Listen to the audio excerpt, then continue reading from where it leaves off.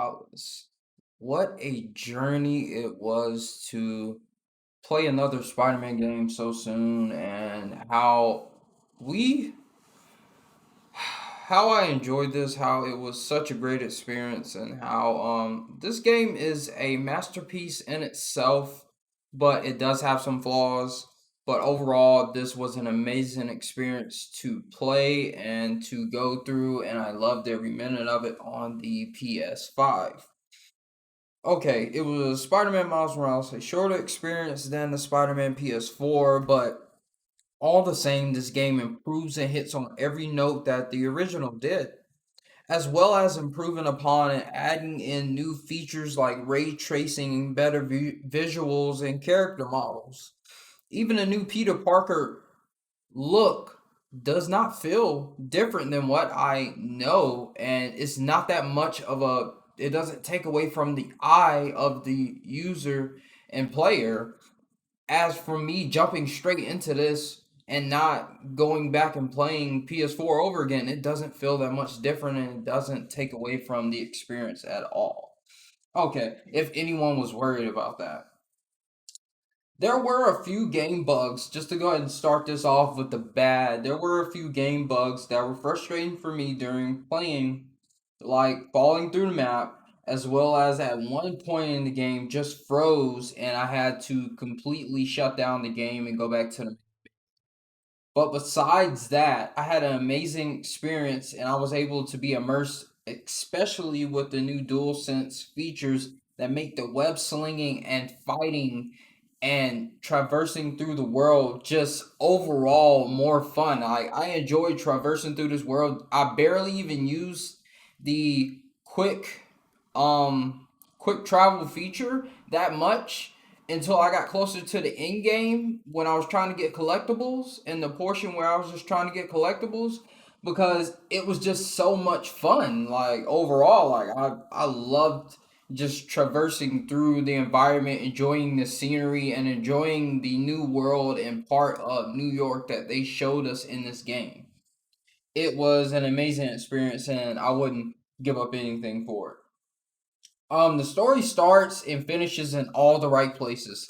Miles is going through his journey of becoming Spider-Man and not just being the second Spider-Man, but being his own Spider-Man in itself. Not trying to follow in the shoes of Peter Parker, trying to be his own and trying to improve upon areas where he lacked before and trying to make up for the mistakes that he is gonna make, like everyone's makes when they're starting out doing things. Like this story you can relate to in your real life because you're gonna make mistakes and you're gonna improve, you're gonna become a better person. That's what Miles Morales hits at, and it hits at it so well that you can relate to any part of your life where you were not good at first and then you got better as you went on. Appearances from his uncle, the Prowler, as well as betrayals and more throughout the story from characters that you wouldn't expect these things to come from, but is not much of a surprise. That's a spoiler for some tidbits in the story, and you you get an experience that's not too long and feels just right. Was able to get most of the collectibles collected and everything before finishing the last mission of the story, which was a nice thing because I'm not too much of a trophy hunter, but I kind of went for every trophy here. Still got some to finish collecting because you got to get like 100+ combo. That's like one of the trophies and stuff. I was like, I'll have to go back and do that on one of the capture areas throughout the story because I did not know that was one of the trophies. And the story is with Miles and his former best friend, the Tinkerer, facing off against each other, brings a lot more feeling to the story. With the flashbacks coupled together with the current events of the story, this makes the story weave together and feel like a complete experience that means a lot and touches the player's heart throughout the story.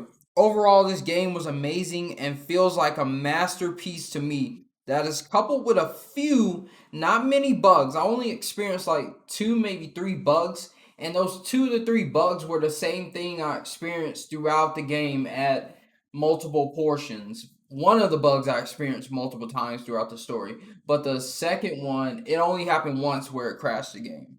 But taking into account those bugs, even though they weren't able to take away from the experience and the immersiveness of the story, overall I give the game a 9 out of 10. And I can't just unconsciously just give it a 10 out of 10. I have to take into account that it had some flaws and that I have to take that into the account of the scoring. Like not every game's gonna be perfect after launch, but we can't be rating games on the game being perfect product later on and not being a perfect product now. And that would set a bad precedence for later on down the line, and that seems to be how we are doing some games now. But it's a 9 out of 10 for me. I loved it. Some of those things took away from the story aspects at some point. I was like, what just happened? I had to shut the entire game down. But what made it even better later on was you could jump right back into the things you were doing, even if the game shut down on you, like or just froze on you at that point. You could jump right back into that mission you were doing if you were doing a mission, which was nice. And this game is worth the price that it is given. It is worth an experience, even if you own the PS4, and definitely if you own the PS5. And that's all I got for you guys on this video. And I'm gonna see y'all on another video. Seemlytuber out. Peace. Check out Spider-Man Miles Morales. And I'm gonna see y'all on another one.